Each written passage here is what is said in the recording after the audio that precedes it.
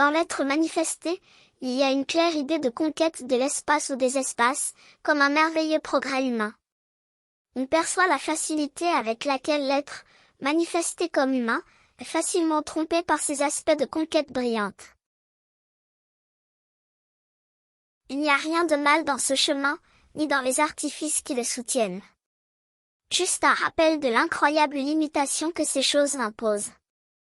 Il est trop facile de soutenir les idées d'un monde apparemment réel, plus humain et plus digne.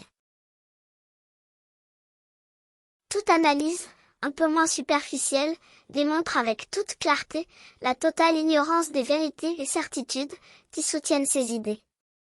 Les accidents, les tragédies et les crimes n'ont aucune explication.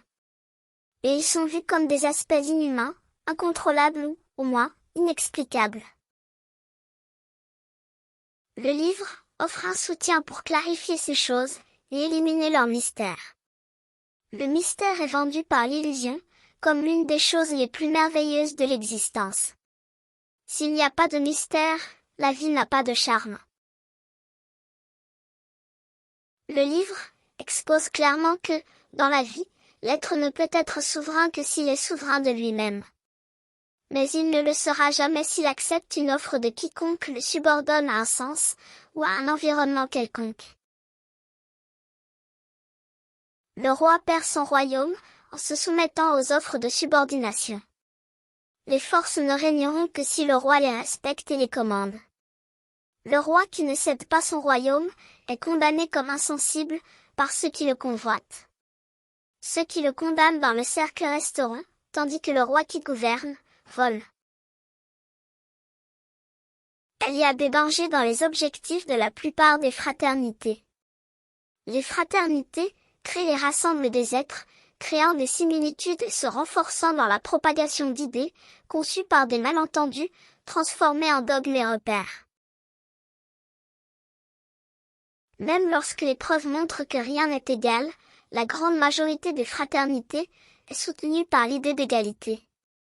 En plus de ces idées, les gestionnaires des idées se forment, encore plus dangereux en raison de leur fanatisme, laissant les autres subordonnés à eux. La sagesse devient un mot de soutien, placé comme un pilier pour soutenir ces idées qui soutiennent les fraternités. Il y a toutes sortes de fraternités. Et le mot lui-même finit par se déformer. Il est difficile de trouver quelqu'un qui ne confie pas son salut aux fraternités, à ses gestionnaires, à ses dogmes, et à ses idoles. Ne pas appartenir à des fraternités établies ou les nier, isole l'être des autres. Les idées de renforcement par l'union, propagent et soutiennent le maintien des fraternités. Il semble qu'on ne trouvera personne, capable d'expliquer les idées qui soutiennent n'importe quelle fraternité, tant elles sont intelligemment conçues. Un simple examen met fin à n'importe quelle des fraternités existantes. La fragilité de la manifestation de l'être, avec l'utilisation inappropriée des outils qui lui sont donnés, trouve confort dans les fraternités, pour justifier son indolence. Les êtres isolés des fraternités se déplacent par leurs propres idées et idéaux. Le poids des condamnations repose sur eux. Les faiblesses sont présentées comme des forces, et les forces comme des faiblesses, avec des valeurs habilement inversées. Un enseignant a pensé par soi-même, on impose l'exigence de le faire, tant que cela ne contredit pas les traditions de la fraternité. Ceux qui les contredisent, sont condamnés.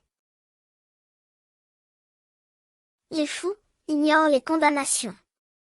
Ne pas appartenir à l'une des prétendues fraternités devient rare, car l'argument selon lequel la vie se déroule dans les fraternités est assez convaincant. Les leaders forment des fanatiques et leur imposent les fraternités par la ruse et la peur. Les disputes des fraternités pour les adeptes sont pleines de ruse, de violence et de cruauté. Les fous parviennent à passer à côté. La folie elle-même les protège. Il y a une apparente ivresse des sens qui leur apporte une compréhension individuelle. La nourriture est disponible, pour ceux qui la récoltent, et par conséquent, ne peut être offerte par personne, précisément parce qu'elle est déjà disponible. C'est le paradoxe des affamés, qui ne se rassasient pas parce qu'ils ne voient pas, ou ne croient pas en la nourriture qui est devant eux.